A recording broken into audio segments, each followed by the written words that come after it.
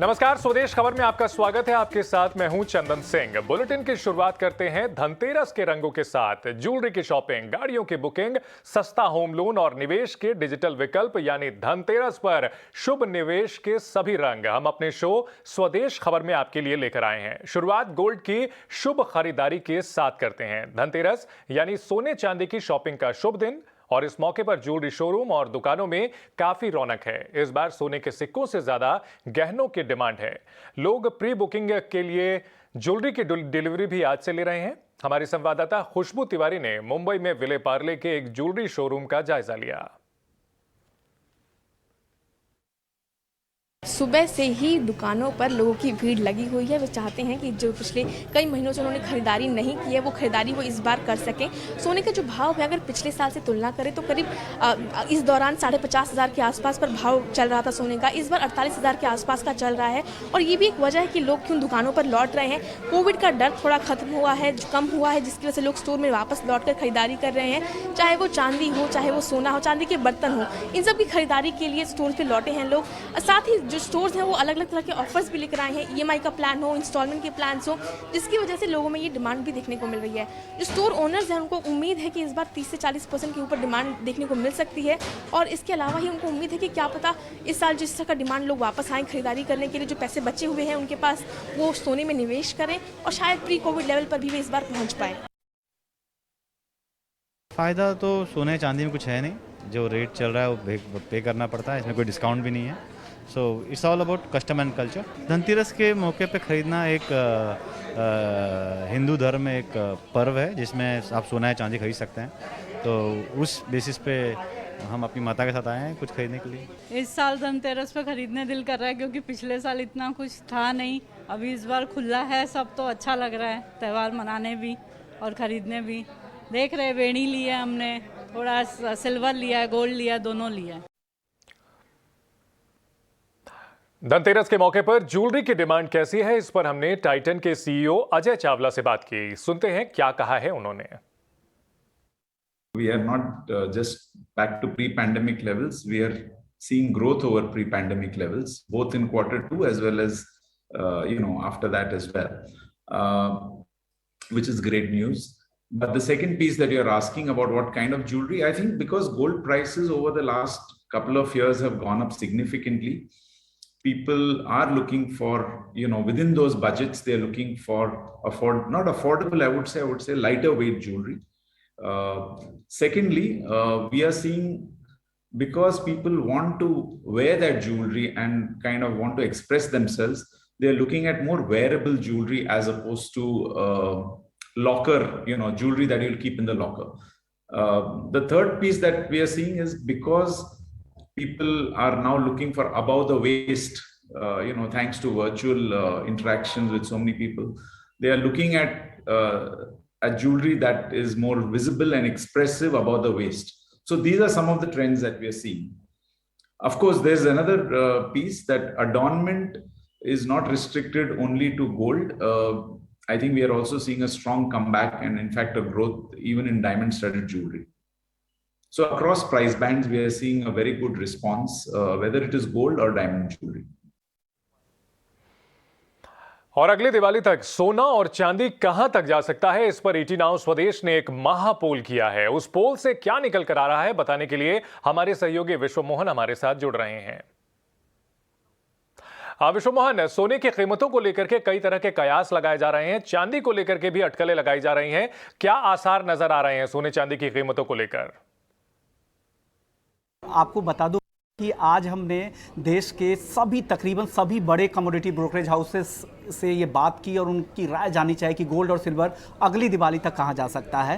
तो देश के सभी ब्रोकरेज हाउस एक मत थे कि गोल्ड में यहाँ से तेज़ी आएगी और जो सबसे कम टारगेट था वो 51,000 का था और 60,000 का टारगेट जो सबसे ऊपर का भाव था। यानी जितने भी जानकार जो सबसे कम टारगेट दे रहे थे उनका भी मौजूदा भाव से 10% ऊपर का टारगेट है।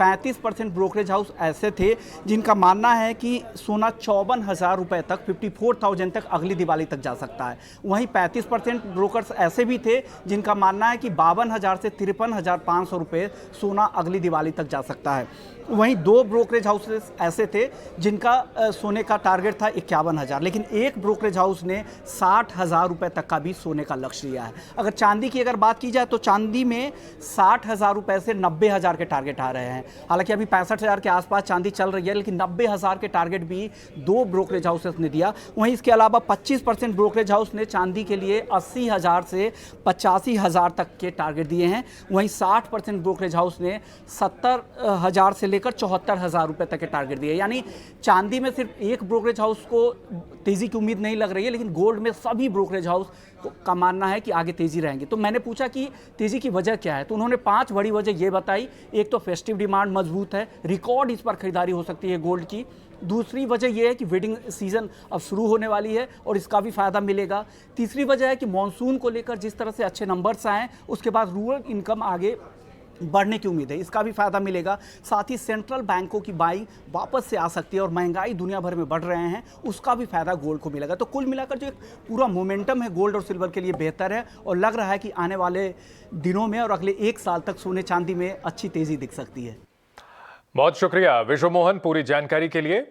सोने के लिए तो गोल्डन पीरियड आने वाला है, वैसे धनतेरस ऑटो सेक्टर के लिए भी शुभ साबित हो रहा है। दिवाली के मौके पर इस साल कारों और दूसरे पैसेंजर व्हीकल की डिमांड में तेजी दिखाई दे रही है।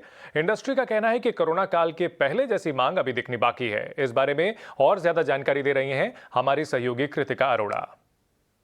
आज धनतेरस के दिन हम यहाँ पर हैं और मुंबई के मारुति के नेक्सा शोरूम में, और हम ये देखने आए हैं कि किस तरीके से कार की डिमांड रही है फेस्टिव सीज़न में, क्या मीट करा है जो एक्सपेक्टेशन है, और किस तरीके से बुकिंग्स हैं, डिलीवरीज़ हैं, और क्या चैलेंजेस देख रहे हैं यहाँ के डीलर्स। तो इस मामले में हम बात करने आए हैं यहाँ के जनरल मैनेजर मिस पूनम पनवाल से। हेलो। तो आप हमें बता सकते हैं कि किस तरीके से अभी तक फेस्टिव सीज़न रहा है? काफ़ी अच्छा रहा है compare to last year. If you think about, तो लास्ट ईयर से काफ़ी ठीक रहा है, बिकॉज लास्ट ईयर लॉकडाउन वगैरह था तो लोगों के सेंटिमेंट्स तो हाई थे, बट मे बी वो अलाउ नहीं था लेने के लिए, या वो सब चीज़ें थी बिकॉज ऑफ पैंडमिक। तो इस वजह से थोड़ा बहुत अच्छा रहा है लास्ट ईयर से। क्या वो उस तरीके से डिमांड है जैसे 2019 में थी, या जो प्री कोविड लेवल्स हम कह सकते हैं? 2019 का सेंटिमेंट्स अभी तक वापस नहीं आया है। हालांकि वीकेंड से परसेंटेज अच्छा आया है, बट 2019 के कंपेरेटिवली थोड़ा सा कम है। लोगों को अभी भी गाड़ियाँ लेनी है, नहीं ऐसे नहीं लेनी है, बट कहीं ना कहीं कोविड अभी भी थोड़ा सा शुरू है, तो इस वजह से थोड़ा आई थिंक नेक्स्ट ईयर शायद पूरा 19 वाला फेज़ वापस आ सकता है।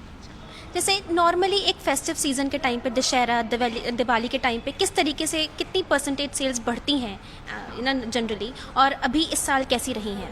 ओके, जैसे नॉर्मली मंथ हम देखेंगे तो फॉर एग्जांपल अगर मेरी डीलरशिप 90 या 100 नंबर्स करती है, तो दिवाली और दशहरा या गणपति के टाइम पे वो 30-35% बढ़ जाती है। सो वो रेंज अभी तक इस सीज़न में नहीं आया है, but we are close to 20-25%, and hopefully next year और अच्छा जाए हमारा। तो और कुछ प्रोडक्शन की वजह से जो प्रोडक्शन शॉर्टेज सुनने में आ रहा है कि चिप शॉर्टेज की वजह से जो कार मेकर्स हैं वो अपना प्रोडक्शन नहीं बढ़ा पा रहे हैं, तो उसके बारे में आप क्या कहेंगी? दैट इज़ वन रीज़न जो हम नहीं ज़्यादा कर पाए हैं। सो अगर वो 20-25% अगर मैं ये देख लूँ कि अगर वो नहीं हो पाया, तो उसमें से 10-15% सेमीकंडक्टर का भी इशू है, जहाँ की हमारे पास फेस्टिव सीजन में गाड़ियाँ नहीं अवेलेबल थी। That was one of the reason. नहीं तो हम शायद और गाड़ियाँ दे पाते थे, बिकॉज ऑफ लो प्रोडक्शन वो इम्पैक्ट आया है हमारे पास। गोल्ड और कारों के साथ साथ दिवाली के मौके पर लोग अपने आशियाने की बुकिंग को भी काफी शुभ मानते हैं। यह दिवाली घर खरीदारों और रियल एस्टेट के नाम रहने वाली है। बैंक भी आसान ब्याज दरों पर घर खरीदारों का सपना हकीकत में बदलने की कोशिश कर रहे हैं। घर खरीदार, डेवलपर्स और बैंकों के नजरिए से यह दिवाली कैसी है, बता रहे हैं ईटी नाउ स्वदेश के संवाददाता अंकुर मिश्रा। जी अंकुर। जी हाँ, होम लोन रेट्स ऑलमोस्ट अपने निचले स्तरों पर हैं और कम से कम 5 ऐसे बैंक हैं जो कि 6.5 या उससे कम की दर पर होम लोन दे रहे हैं। हम आपको बता दें कि यूनियन बैंक लेटेस्ट एंट्रेंट है इस होम लोन वॉर में, और उन्होंने अनाउंस किया है कि वो 6.4% के इंटरेस्ट रेट से होम लोन्स देंगे। आइडिया यही है कि जो फेस्टिव सीजन है उसमें डिमांड को कैप्चर किया जाए और जितना से ज़्यादा हो सकता है ग्राहकों को जोड़ा जाए। अभी जो यूनियन गवर्नमेंट का भी आउटरीच प्रोग्राम है जो कि पिछले साल भी लगा था, उसमें भी करीब 60,000 करोड़ से ज़्यादा लोन्स दिए जा चुके हैं, जो कि ऑफिशियल डेटा है मिनिस्ट्री ऑफ फाइनेंस का। हमने बैंकों से ये भी पूछा कि आखिर क्या कारण है कि जो होम लोन्स हैं वो इतने कम दरों पे दिए जा रहे हैं, तो उनका जवाब यही था कि कॉस्ट ऑफ फंड्स कम है, मार्केट बहुत कॉम्पिटिटिव है और साथ ही साथ वो इस फेस्टिव सीजन में जो डिमांड आ रही है, जो होम लोन्स में लोगों को इंटरेस्ट आ रहा है, उसको छोड़ना नहीं चाहते हैं। तो घर खरीदारों के लिए यह समय कितना सही है, इस पर क्या है एचडीएफसी के सीईओ और वाइस चेयरमैन केके मिस्त्री की राय, आइए सुनते हैं। This is really the best time to buy a house, and it continues to get better and better. If you look at the last 4 years, up 2017 to 2021, if you see, consistently income levels system में बढ़ रहे हैं. People's incomes are rising by about 7.5-8% a year, typically year after year. So up 3-4 say 4 years का growth, if you say, there'll be about a 30% growth in income levels. Property prices जो 2020 अभी आज जो आपको मिल रही है, by and large, it is of course project specific, but by and large जो भाव में प्रॉपर्टी बिक रही है आज is not very different from what it was in 2017. तो आपका cost of a house has more और less remained the same, but income levels are lot higher. And therefore, affordability, if you were to look at from an affordability standpoint, this is the best time to buy a house. Also, interest rates. So, interest rates are as low as they'll ever get. And therefore, a combination of low interest rates plus significantly improved affordability makes this a very good time to buy a house. Dhanteras पर हमने आपको shopping के traditional trend से रूबरू करवाया, लेकिन अगर आप प्रॉपर्टी, ज्वेलरी और एफडी जैसे ट्रेडिशनल ऑप्शंस में निवेश नहीं करना चाहते हैं तो आपके पास कई नए और डिजिटल विकल्प मौजूद हैं। ये डिजिटल विकल्प कौन कौन से हैं, बता रहे हैं हमारे सहयोगी प्रकाश प्रियदर्शी। देखिए, कोरोना के बाद हम पहली ऐसी दिवाली देख रहे हैं जहां बाज़ारों में कुछ रौनक दिख रही है, लोगों के मन में उत्साह है और निवेशक जो हैं वो निवेश के नए नए तरीके जो हैं वो तलाश रहे हैं। ऐसे में अगर आप पुराने विकल्पों से ऊब चुके हैं तो आपके पास इस वक्त निवेश के कई मॉडर्न और डिजिटल विकल्प मौजूद हैं जिसका इस्तेमाल आप कर सकते हैं। सबसे पहले हम क्रिप्टो करेंसीज़ की बात कर लेते हैं।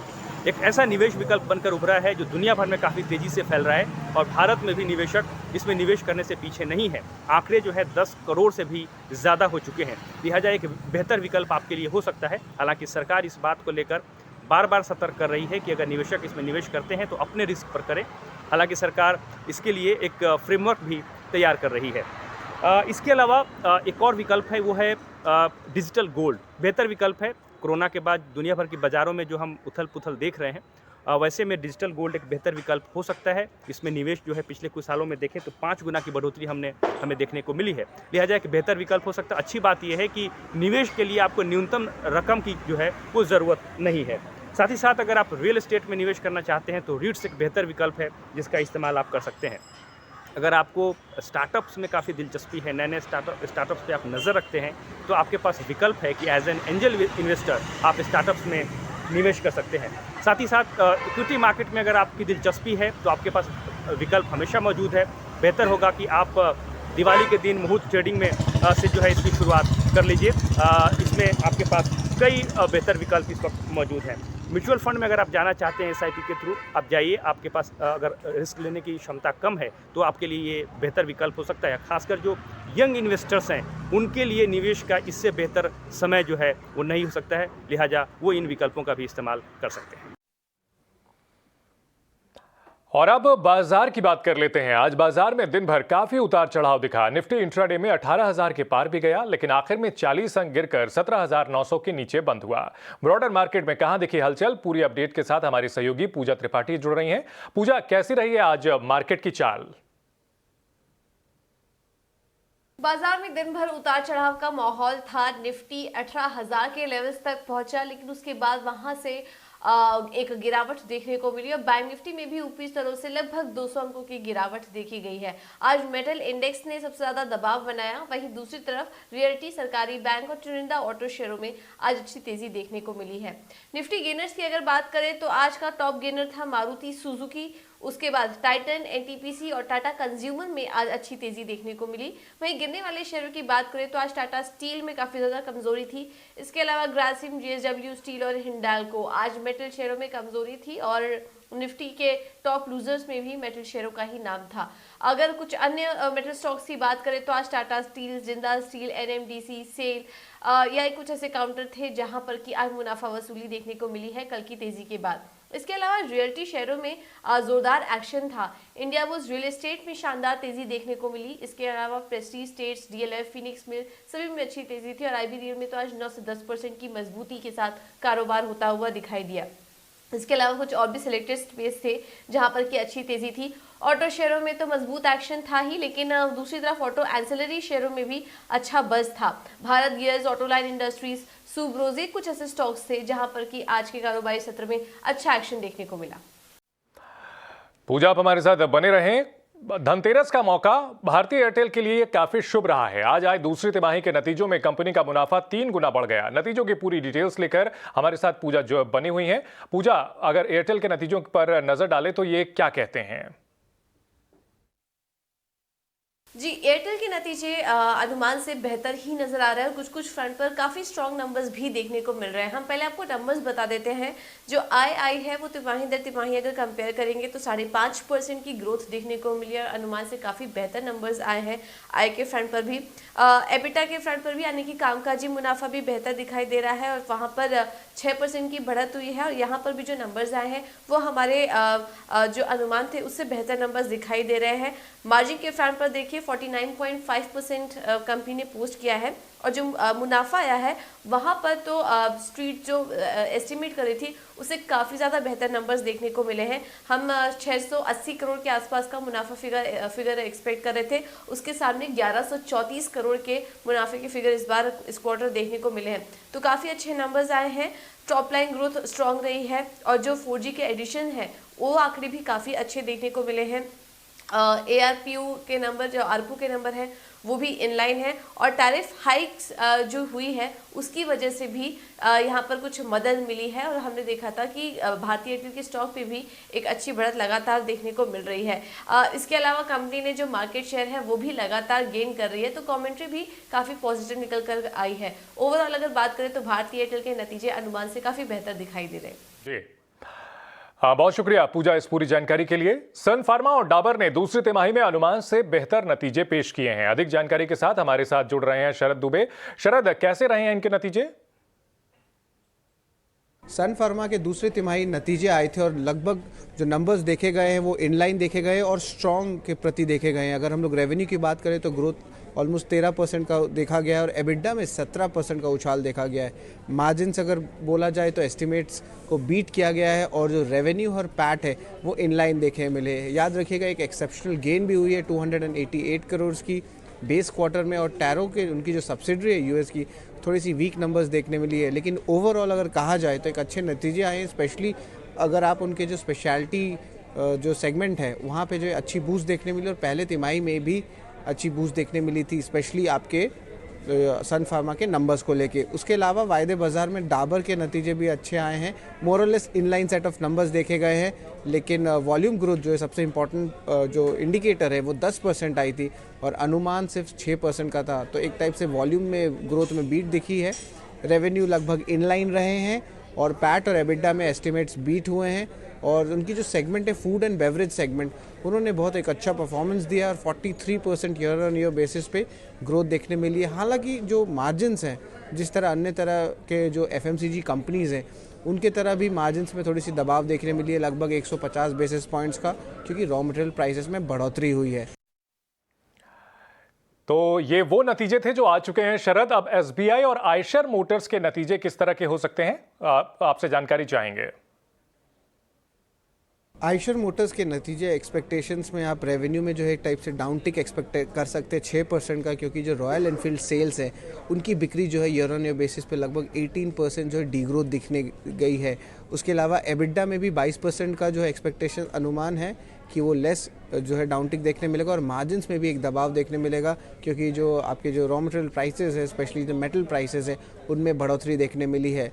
पैट में भी ऑलमोस्ट 17% का गिरने का अनुमान है। ओवरऑल देखा जाए तो जो आपकी जो शेयर ऑफ प्रॉफिट्स है VCV बिजनेस में, वो थोड़ी राइज़ करेगी क्योंकि वॉल्यूम्स हाई है, लेकिन वो नेगेट हो जाएगी क्योंकि रॉयल एनफील्ड की जो सेल्स हैं उनमें कमी हुई है। सबसे इंपॉर्टेंट चीज़ रहेगा देखने के लिए कंपनी का कमेंट्री, जो आपके सेमीकंडक्टर के शॉर्टेज है उस पर क्या रहेगा, क्या नए लॉन्चेस आ रहे हैं स्पेशली आपके रॉयल एनफील्ड के लिए, और VCV जो उनके जो वॉल्वो की जो बिज़नेस है कमर्शियल व्हीकल्स की, उसमें कैसी रिकवरी देखने मिलेगी।